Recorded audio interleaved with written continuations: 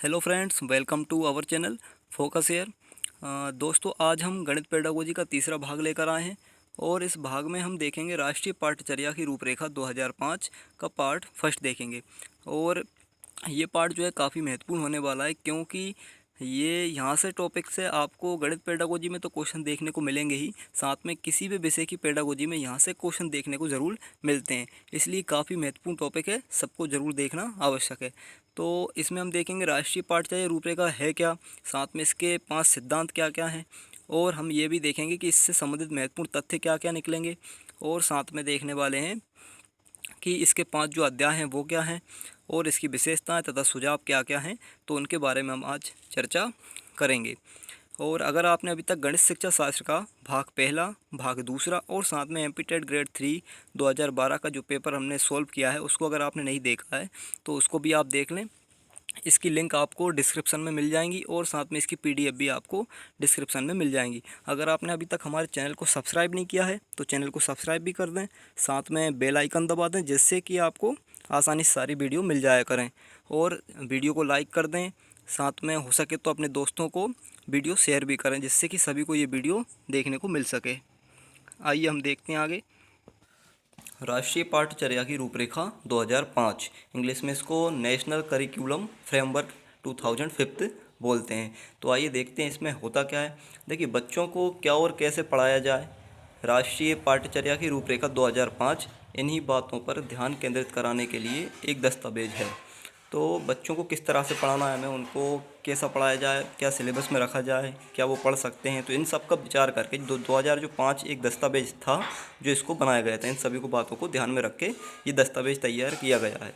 इसके बाद अगला है एनसीएफ, यानी एनसीएफ मतलब नेशनल करिकुलम फ्रेमवर्क 2005, इसको ही कहते हैं। तो एनसीएफ की उत्पत्ति रविंद्रनाथ टैगोर के निबंध सभ्यता और प्रगति से हुई है, जिसमें इन्होंने बताया कि सृजनात्मकता उदार और आनंदपूर्ण बचपन की कुंजी है।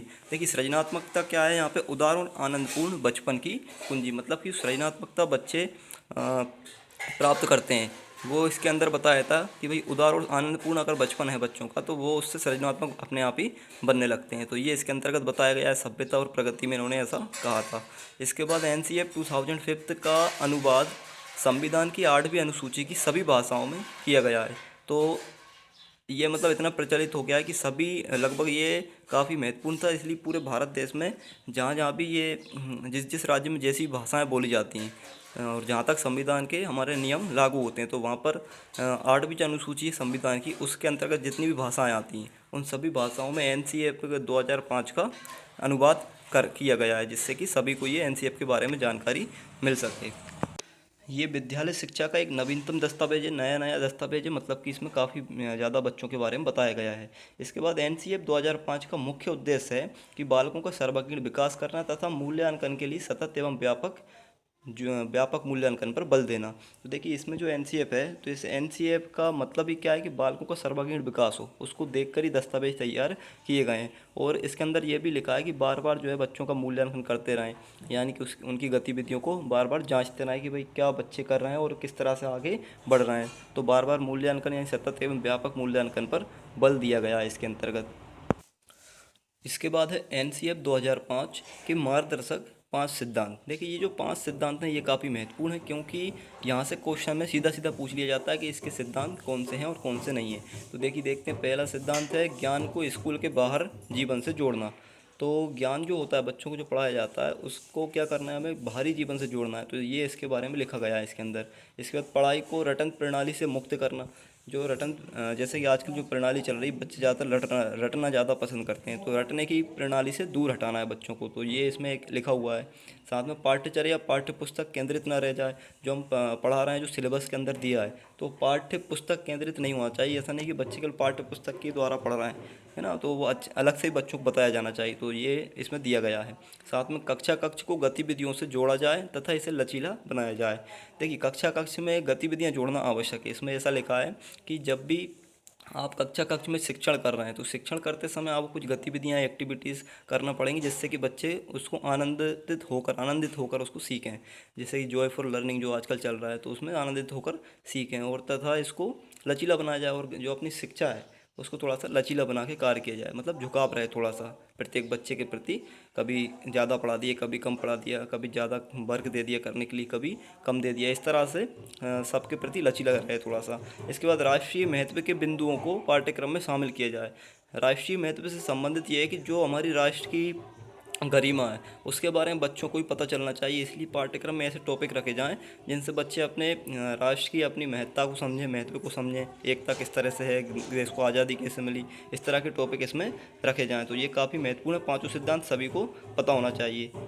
इस तो इसके बाद है सिद्धांतों से संबंधित महत्वपूर्ण तथ्य, यानी सिद्धांत जो हमने अभी पढ़े उनसे संबंधित जो भी बातें निकल कर आती हैं तो वो हम देख लेते हैं। तो देखिए एनसीएफ 2005 का उद्देश्य जीवन और ज्ञान की दूरी को कम करना था, यानी जीवन और ज्ञान, यानी बच्चों को जो हम पढ़ा रहे हैं, जो ज्ञान दे रहे हैं, तो उस ज्ञान को जीवन, उनके बाहरी जीवन से जोड़ना इसका मुख्य उद्देश्य था कि बच्चे जो पढ़ रहे हैं वो अपने बाहरी जीवन से जोड़कर उसको पढ़ें, उससे रिलेटेड होकर पढ़ें।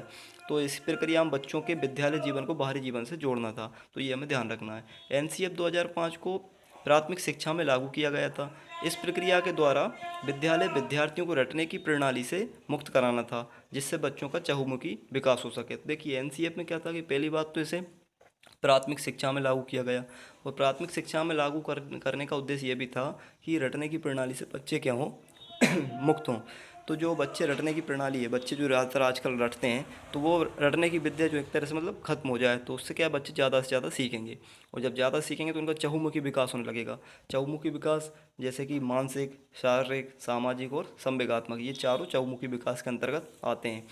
तो ये इनका उद्देश्य था। इसके बाद शिक्षण अधिगम बाल केंद्रित हो, जिससे कि एक प्रभावशाली व्यक्तित्व का विकास हो सके।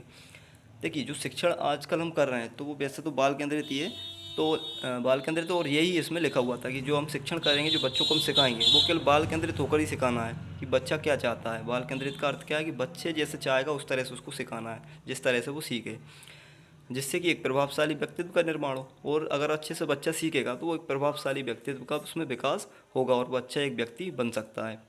इसके बाद एनसीएफ 2005 का निर्माण जो है किसने किया था? प्रोफेसर कृष्ण कुमार के नेतृत्व में एनसीईआरटी द्वारा किया गया था।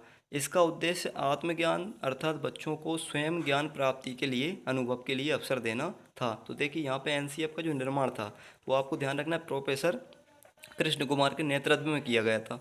और किसके द्वारा किया गया? एनसीईआरटी जो दिल्ली में है, एनसीईआरटी द्वारा किया गया। एनसीईआरटी की फुल फॉर्म भी मैं आपको बता देता हूँ क्या होता है। National council of education research and training, ये इसकी फुल फॉर्म होती है। तो इसके द्वारा इसका निर्माण किया गया, और इसका मुख्य उद्देश्य था इसमें कि आत्मज्ञान, यानी कि बच्चे स्वयं सीखें, उनको मतलब अलग से एक अवसर देना, उनको अलग से अवसर प्रदान करना जिससे वो अनुभव करके स्वयं सीखें। तो ये इसका उद्देश्य था। ये इनकी कुछ मुख्य बातें थी, और देख लेते हैं।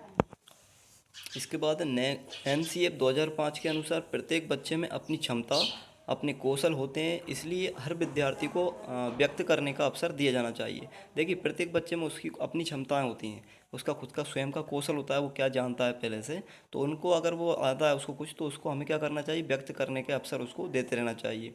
इसके बाद एक नोट करके एक पॉइंट लिखा हुआ है कि एनसीएफ 2005 में लिखा है कि शिक्षा को शोषण, अन्याय, गरीबी, लिंग भेद, जाति भेद आदि से मुक्त किया जाए, जिससे कि कोई बच्चा वंचित ना रह जाए। तो ये तो हम सभी जानते हैं। चलिए आगे देख लेते हैं। तो आगे है राष्ट्रीय पाठ्यचर्या की रूपरेखा 2005 का विवरण, यानी इनका जो विवरण किया गया है 2005 रूपरेखा का, वो 5 भाग, अध्याय या अंग के रूप में किया गया है। तो आइए हम देख लेते हैं। देखिए पहला जो भाग है वो है परिप्रेक्ष्य। तो परिप्रेक्ष्य में क्या था? परिप्रेक्ष्य में इसका पूरा विवरण, यानी पूरा विवरण नहीं था, केवल परिचय था। इसमें परिचय दिया गया था किस तरह से एनसीएफ काम करेगा, इसके लक्ष्य क्या होंगे, साथ में इसके मार्गदर्शक सिद्धांत क्या रहेंगे, इसकी गुणवत्ता, शिक्षा की गुणवत्ता बढ़ाने के लिए क्या क्या हमें आयाम का प्रयोग करना पड़ेगा, है ना, और इसमें किस तरह से बच्चों को सामाजिक बनाया जाएगा, इस तरह से शिक्षा को सामाजिक रूप में बनाया जाए। तो ये सब इसमें परिप्रेक्ष्य में लिखा हुआ था। इसके बाद अगला है सीखना और ज्ञान, ये इसका अगला भाग है। तो सीखना और ज्ञान के अंतर्गत उन्होंने लिया था कि बच्चों को विकास और उनकी सीखने के लिए हम क्या क्या गतिविधियां कर सकते हैं, क्या क्या व्यवहार में लेकर आएँ, पाठ्यचर्या में क्या क्या रखें, जिससे कि बच्चे ज़्यादा से ज़्यादा सीखें और ज़्यादा से ज़्यादा ज्ञान की उनको प्राप्ति हो। और इन्होंने इसमें विद्यार्थियों को प्राथमिकता ज़्यादा दी कि भाई विद्यार्थी जो है मुख्य रूप से आगे रहेगा हमेशा। इसके बाद उनको किस तरह से अनौपचारिक शिक्षा, किस तरह से औपचारिक शिक्षा, दोनों तरह से उनको सिखा सकते हैं। तो ये सीखना और ज्ञान के अंतर्गत लिया गया था। इसके बाद जो अगला पॉइंट है वो है पाठ्यचर्या के क्षेत्र, स्कूल की गतिविधियाँ, स्कूल की अवस्थाएं एवं आकलन। तो देखिए पाठ्यचर्या के क्षेत्र यानी कि जो पाठ्यचर्या तैयार की जाएगी उसका क्षेत्र कहाँ कहाँ तक होगा। तो इसमें इन्होंने बताया गया था इनके द्वारा कि इसके जो क्षेत्र होंगे वो सभी क्षेत्र के अंतर्गत आ सकता है। जैसे मान लीजिए कोई भी भाषा हो, पाठ्यचर्या गणित में भी होगी, विज्ञान में भी होगी, सामाजिक विज्ञान में भी होगी, कला में, स्वास्थ्य में, शारीरिक शिक्षा में, तो कोई भी क्षेत्र हो वहाँ पे जो पाठ्यचर्या है वहाँ पे लागू होगी। इसके बाद स्कूल की अवस्थाएं यानी कि स्कूल को हमें किस तरह से रखना है, उसकी स्थिति कैसी बनाकर रखना है ना, तो उससे सभी लोग प्रभावित रहें, बच्चे प्रभावित हों, तो ऐसी उसकी अवस्थाएं हमें कुछ रखना है। और साथ में आकलन, ज़्यादा से ज़्यादा बच्चों के मूल्यांकन पर जोर दिया गया है। ये हम पहले ही देख चुके हैं कि हमें ज़्यादा से ज़्यादा बच्चों को आकलन करना है कि बच्चे क्या सीख रहे हैं, उनके व्यक्तित्व में किस तरह से विकास उनका हो रहा है। इसके बाद 4 नंबर का है विद्यालय एवं कक्षा का वातावरण। तो देखिए विद्यालय हो और साथ में कक्षा, इनके वातावरण हमको इस तरह से रखना है कि बच्चे को व्यावहारिक ज्ञान की प्राप्ति ज़्यादा से ज़्यादा होती रहे, बच्चा बिना डर के सीखे। और इसके बाद अनुशासन भी रहे कक्षा के अंदर, हंसी मजाक में पढ़ाई हो रही हो, जॉयफुल लर्निंग चल रही हो, बच्चे अपने दैनिक जीवन से जोड़कर सभी पाठ को या पुस्तक को पढ़ रहे हों। तो ये इसमें हमें ध्यान रखना है, एक अच्छे वातावरण का निर्माण हमें करना है। इसके बाद 5वां है व्यवस्थागत सुधार। तो देखिए व्यवस्थागत सुधार का अर्थ यहाँ पे ये हुआ, जैसे मान लीजिए शिक्षा यानी शिक्षक में कोई कमी हो या बच्चों में कोई कमी आ रही है या कोई किसी प्रकार की कोई अनुशासनहीनता हो रही, तो उसमें भी व्यवस्था के द्वारा सुधारा जाए। साथ में परीक्षा में कोई कमी आ जाए, परीक्षा में कोई गतिविधि खराब हो जाए तो उसकी व्यवस्था करना, उसको सुधारना। ठीक है, बाल केंद्रित शिक्षा के द्वारा अच्छे से मतलब बच्चों को शिक्षा देना। तो इसमें कुछ नई नई बातों का ध्यान रखा जाता है जिससे व्यवस्था अच्छी बनी रहे। तो व्यवस्था का सुधार भी इसका अगला पॉइंट ये रहेगा। चलिए इसके बाद देख लेते हैं आगे। तो इसके बाद हम देख लेते हैं NCF 2005 यानी कि राष्ट्रीय पाठ्यचर्या की रूपरेखा 2005 की विशेषताएं या इनके सुझाव क्या क्या हैं, तो वो हम देख लेते हैं। तो चलिए पहला देखते हैं, प्राथमिक स्तर पर भाषा का माध्यम मातृभाषा होना चाहिए। देखिए प्राथमिक स्तर पर भाषा कौन सी यूज करना है, हमें मातृभाषा प्रयुक्त करना है, ये हमें ध्यान रखना है। और शिक्षण सूत्र ज्ञात से अज्ञात की ओर हो तथा मूर्त से अमूर्त की ओर, यानी कि बच्चों को पहले ज्ञात चीज़ें बताई जाएँ, मूर्त चीज़ें बताई जाएँ जो उनको जानते हो, जो उन्होंने देखी हों। इसके बाद फिर उनको कोई अमूर्त चीज़ें बताई जाएँ जिनके बारे में वो केवल कल्पना कर सकें, है ना, या फिर कोई अज्ञात तरफ ले जाना उनको। तो ये शिक्षण सूत्र का प्रयोग करना है पढ़ाते समय। इसके बाद मोटी किताबें व बड़ा पाठ्यक्रम शिक्षा प्रणाली की असफलता का प्रतीक है। तो यहाँ पे ये भी कहा गया है कि बच्चों को ज़्यादा सिलेबस नहीं देना है, ज़्यादा बड़ी बड़ी मोटी मोटी किताबें भी प्राथमिक स्तर तक बच्चों को नहीं देना है। तो ये एक असफलता का प्रतीक रहेगी इसके अनुसार। इसके बाद मूल्यों को उपदेश देकर नहीं बल्कि वातावरण देकर स्थापित किया जाए। जो मूल्य होते हैं जैसे सामाजिक मूल्य, आर्थिक मूल्य, नैतिक मूल्य, ये सभी कैसे मूल्य होते हैं, तो इनको उपदेश देकर नहीं सिखाना बच्चों को, उनको एक अच्छा वातावरण दो जिससे बच्चों में नैतिक विकास हो, सामाजिक विकास हो, शारीरिक विकास भी हो, बुद्धि का विकास भी हो। तो ये वातावरण के द्वारा ही आता है।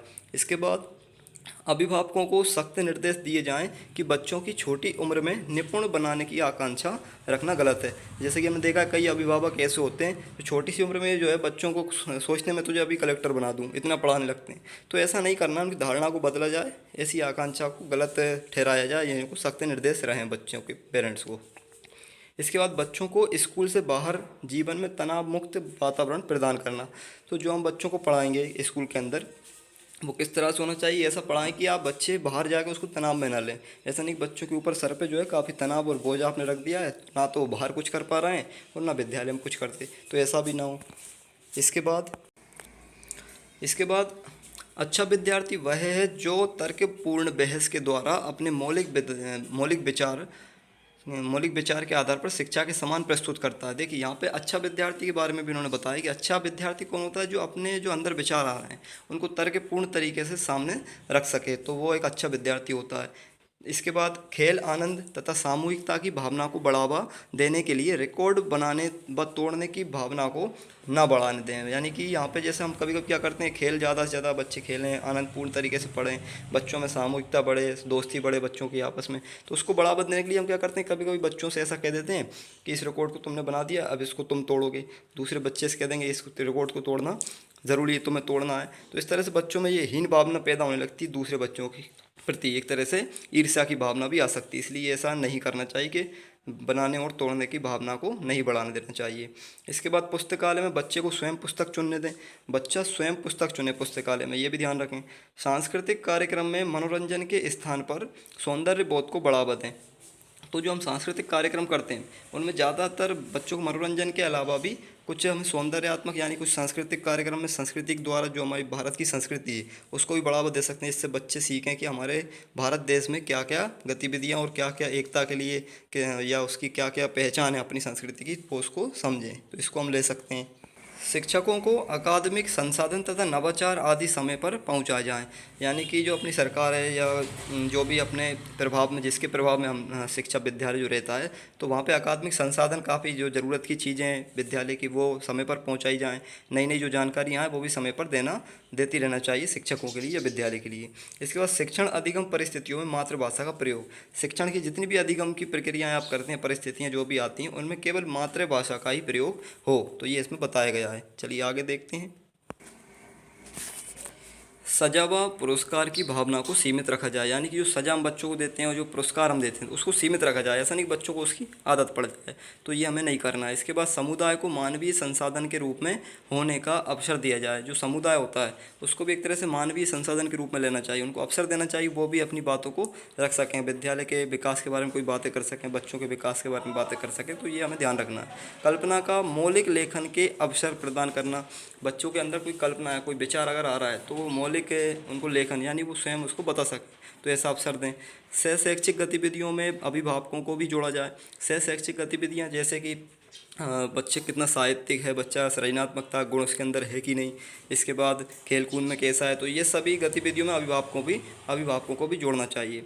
इसके बाद मानसिक स्तर एवं योग्यता के अनुसार पाठ्यक्रम बनाया जाए।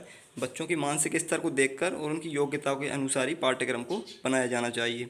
शांति शिक्षा को बढ़ावा दें। बच्चे थोड़ा शांति माहौल में अच्छे से बैठकर पढ़ें, इसको बढ़ावा देना चाहिए। महिलाओं के प्रति आदर एवं जिम्मेदारी का दृष्टिकोण विकसित करने वाले कार्यक्रम का आयोजन हो। तो ऐसे कार्यक्रम का आयोजन करें जिससे कि बच्चों जिम्मेदारी को समझें अपनी, तो ये काफ़ी ध्यान रखने वाली बातें हैं। इसके बाद है चहुमुखी विकास पर आधारित पाठ्यचर्या हो। यानी कि चारों विकास हों, सामाजिक, मानसिक, शारीरिक और संवेगात्मक, इनसे आधारित ही हमें क्या करना है, पाठ्यचर्या का निर्माण करना है। सभी विद्यार्थियों के लिए समावेशी वातावरण तैयार हो। यानी प्रत्येक तरह का बच्चा उसमें बैठकर पढ़ सके, इसके लिए समावेशी वातावरण तैयार करना चाहिए। दोस्तों अगर वीडियो पसंद आया हो तो लाइक करें, हमारे चैनल को सब्सक्राइब कर दें, साथ में बेल आइकन को भी दबा दें जिससे आने वाली वीडियो आपको आसानी से मिल सकें, और हो सके तो अपने दोस्तों को भी शेयर करें। बहुत बहुत धन्यवाद।